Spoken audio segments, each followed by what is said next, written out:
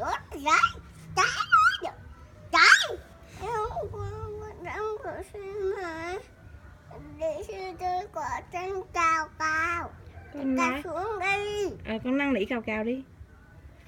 Nói Cào Cào ơi. Cao cao ơi. Chị Si năn nỉ á.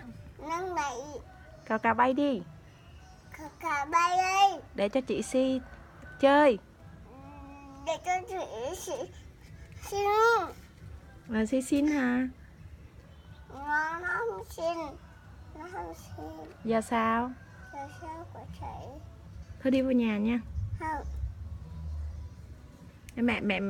Mẹ làm Cào Cào bay đi nha. Nha. Ừ.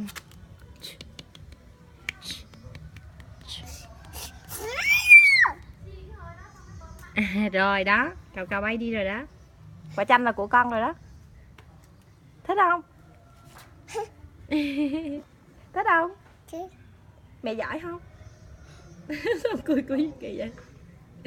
Đi vào nhà ha. Let's go.